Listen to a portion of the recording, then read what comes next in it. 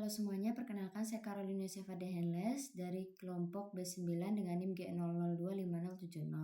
Pada kesempatan kali ini saya akan menjelaskan laporan anatomi. Baik, untuk yang nomor pertama. Baik, saya akan menjelaskan anatomi penis, skrotum, dan juga testis. Yang pertama itu penis dulu. Penis itu ada 2 pars, yaitu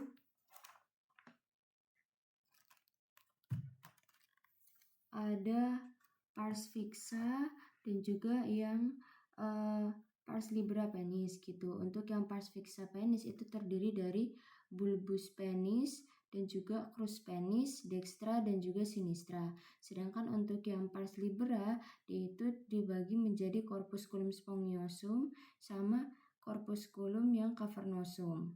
Untuk yang bulbus penis, dia itu terletaknya di tengah. Dia nanti diapit sama crus penis itu tadi yang dextra dan sinistra, dan kalau berlanjut ke distal dia akan jadi corpus spongiosum dan gland penis. Sedangkan untuk yang crus penis yang kanan dan kiri, dia itu pada bagian dorsalnya itu akan membentuk corpora spongiosa penis. Kemudian untuk yang corpus spongiosum, dia itu terletak di bagian ventral dari corpus penis, dilewati oleh uretra, pars spongiosa, dan distal itu melebar menjadi glans penis. Nah, di dalam itu glans penis itu akan mengalami pelebaran yang disebut dengan fossa navicularis, dan lalu pada ujung glans penis terdapat lubang yang merupakan muara uretra disebut dengan ostium urethra externum. Kemudian di bagian proximal dari gland penis terdapat batang antara corpus dan glans berbentuk cengkungan disebut sulcus corona glandis. Kulit yang menutupi glans penis disebut dengan preputium. Preputium itu dihubungkan dengan glans penis oleh lipatan yang terdapat tepat di bawah muara uretra di bagian ventral penis dan dinamakan frenulum preputii. Terdapat glandula Thiessen di dalam preputium yang menghasilkan smegma. Kemudian untuk yang corpora cavernosa, yaitu terletak di bagian dorsal penis, merupakan jaringan erektil utama. Terdapat dua corpus cavernosus, masing-masing diliputi tunika albuginea tebal. Ruang-ruang corpora cavernosa disebut sinusoid cavernosum. Di tengahnya terdapat arteri profunda penis dan arteri cavernosus gitu. Baik, selanjutnya saya akan menjelaskan vaskularisasi penis. Jadi arteri penis itu merupakan cabang dari arteri pudenda interna dan arteri pudenda eksterna. Untuk yang arteri profunda penis itu menyuplai darah ke corpora cavernosa penis yang bercabang dua ketika menembus tunika albuginea, yaitu arterioles dan arteri helicinae yang masuk ke cavernae. Habis itu ada arteri bulbi penis yang menyuplai darah ke corpus spongiosum penis, ada arteri dorsalis penis, arteri uretralis, arteri bulbi uretralis, arteri pudenda eksterna yang merupakan cabang dari arteri femoralis yang menyuplai darah ke kulit dan fascia penis. Kalau untuk venanya, dia itu sistema venanya bermuara pada vena pudenda interna. Kemudian untuk yang pars fixa itu kan tadi ada crus penis dan bulbus penis. Nah, yang crus penis itu dia itu diperkuat oleh musculus ischiocavernosus, sedangkan yang bulbus penis itu dia diperkuat oleh musculus bulbospongiosus. Kemudian ini ketika dipotong melintang, pada bagian corpora cavernosa penis itu terdapat arteri helicinae yang merupakan cabang dari arteri cavernosa penis atau arteri profunda penis yang menyerupai darah ke rongga-rongga cavernae ketika terjadi ereksi, jadi bisa tegak gitu. Baik, selanjutnya ada anatomi dari skrotum. Nah, skrotum itu dia ada 9 lapisan. Urutannya adalah mulai dari kulit, fascia dartos dan musculus dartos, kemudian fascia spermatica externa, musculus cremasterica, fascia spermatica interna, tunica vaginalis lamina parietalis, kemudian tunica vaginalis lamina visceralis, tunica albuginea, tunica vasculosa, dan ada substansia dari testis. Kemudian pada bagian mediana skrotum itu terdapat rapel skroti. Lalu ada juga yang namanya funiculus spermaticus yang merupakan struktur penggantung testis yang merupakan sekumpulan struktur yang dibungkus oleh, jadi yang bagian ininya itu dia itu dibungkus oleh fascia spermatica externa, musculus cresmaterica, fascia spermatica interna. Kemudian selanjutnya ada anatomi dari testis. Testis itu merupakan homolog dari ovarium pada wanita. Terletak di dalamnya skrotum tadi dan terdapat terdapat sepasang. Nah, testis yang kiri itu lebih rendah dari testis kanan karena funiculus spermaticusnya itu lebih panjang, seperti itu. Kemudian ada vaskularisasinya. Kalau untuk arterinya itu ada arteri testicularis cabang dari aorta abdominalis. Ada arteri ductus deferentis cabang dari arteri vesicalis inferior. Terus ada arteri cresmaterica cabang dari arteri epigastrica inferior. Untuk venanya itu venae testicularis yang keluar sebagai jalinan vena yaitu plexus venosus pampiriformis menjadi vena testicularis dextra yang bermuara ke vena cava inferior, yang vena testicularis yang sinistra itu bermuara ke vena renalis sinistra, seperti itu. Kemudian untuk lapisan pembungkus testis itu ada 3 lapisan dan itu termasuk dari 9 lapisan dari skrotum tadi, yaitu terdiri dari tunica vaginalis yang ada 2 lamina tadi, yaitu parietalis dan visceralis, tunica albuginea dan tunica vasculosa. Baik, selanjutnya saya akan menjelaskan jalur perjalanan sperma dari testis, yaitu di testis ini itu spermatozoa dihasilkan oleh sel gamet tubulus contortus seminiferus, kemudian ke tubulus rectus seminiferus, kemudian ke rete testis, kemudian ke ductuli efferent, kemudian ke epididymis. Nah, epididymis kemudian ke ductus deferens, ke ampulla ductus deferens, kemudian ke ductus ejaculatorius yang merupakan bersatu dengan saluran vesica seminalis, kemudian ke ostium ductus ejaculatorius, kemudian ke uretra pars prostatica, kemudian ke uretra pars membranacea, kemudian ke uretra pars spongiosa, terus habis itu yang terakhir keluar dari ostium uretra externum. Kemudian selanjutnya saya akan menjelaskan perbedaan torsiotestis, varikokel, dan juga pembesaran prostat. Yang pertama itu ada torsiotestis terlebih dahulu. Nah, torsiotestis itu dia terpelimpirnya funiculus spermaticus di sini gitu kan, yang menggantungkan testis ini, yang berakibat pada penyempitan arteri testicularis yang kemudian dapat menyebabkan infarct ataupun nekrosis testis. Kemudian selanjutnya ada arteri kokel. Dia itu merupakan dilatasi abnormal dari vena pada akibat plexus venosus pampiriformis akibat gangguan aliran balik vena. Kemudian ada pembesaran prostat. Ini prostatnya membesar gitu kan. Yang dimana kondisi kelenjar prostat membesar dan menekan uretra. Kemudian untuk yang soal nomor 2. Oke, saya akan menjelaskan pembagian organ sistema uropoetika dan fungsi umum dari masing-masing organ. Nah, untuk organnya itu urutannya itu dari ren, kemudian uretra yang warnanya putih, ini. Terus habis ini ada vesika urinaria, kemudian uretra. Nah, untuk yang ren sendiri itu fungsinya itu ada ekskresi, filtrasi, regulasi, dan sekresi. Kalau yang ekskresi itu untuk menyaring darah dengan membuang sisa metabolit, zat kimia asing, dan zat yang tidak diperlukan tubuh. Untuk yang filtrasi itu menyaring darah dan memulai proses pembuatan urin. Yang regulasi itu mengatur keseimbangan pH, volume, dan komposisi cairan tubuh. Untuk yang sekresi itu yang mensekresikan hormon-hormon. Selanjutnya untuk fungsi ureter. Ureter itu merupakan saluran muskular berbentuk pipa yang membentang dari ren ke fasies posterior dari vesika urinaria, yang dimana sebagai saluran untuk menyalurkan urin dari ren ke vesika urinaria. Kemudian untuk vesika urinarianya, dia itu merupakan suatu kantong muskulus membranosa yang berfungsi untuk menampung urin. Nah, untuk orang dewasa sendiri kurang lebih maksimalnya itu bisa menampung sekitar 500 mili. Kemudian yang terakhir itu yang uretra.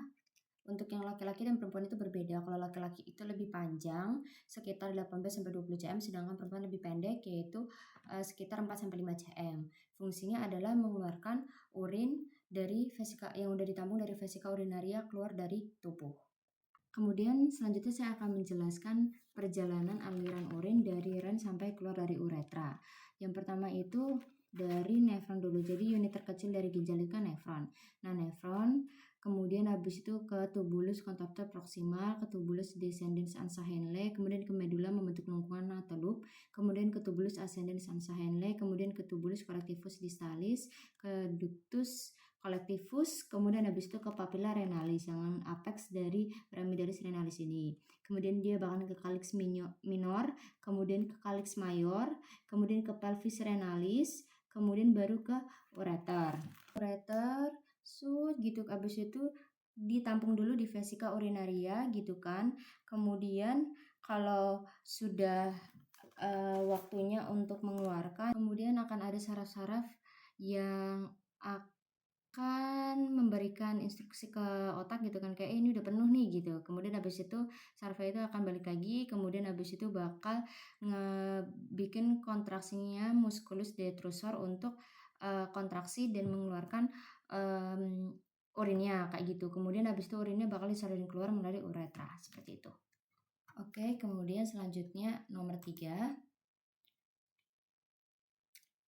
Jelaskan dasar pelvis dan perineum termasuk diafragma pelvis, membrana perineis, spatium perineae profundum, serta pembagian regio urogenitale dan regio analis.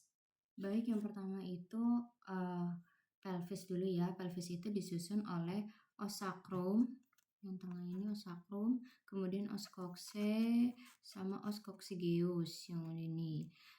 Kemudian untuk os coxae itu jadi merupakan persatuan dari 3 tulang yaitu ilium, kemudian habis itu pubis sama ischium. Dan untuk ketiga tulang itu tadi nanti akan dihubungkan oleh acetabulum. Kemudian selanjutnya untuk yang os sacrum itu terbentuk dari fusi 5 vertebrae sacrum. Dia itu bagian yang berarticulatio dengan os ilium itu namanya articulatio sacroiliaca. Nah, kemudian untuk bangunan penting dari sacrum itu sendiri itu dia itu ada canalis sacralis. Habis itu ada foramina sacralia anteriora, kemudian foramina sacralia posteriora sama promontorium, sama ada linea transversa. Kemudian ada 5 alur yang menonjol dari sacrum yang merupakan obliterasi dari prosesus vertebrae sacralis yang menyatu. Nah, yaitu yang pertama ada satu crista sacralis mediana yang tengah ini. Kemudian habis itu sepasang crista sacralis medialis lateral dikit.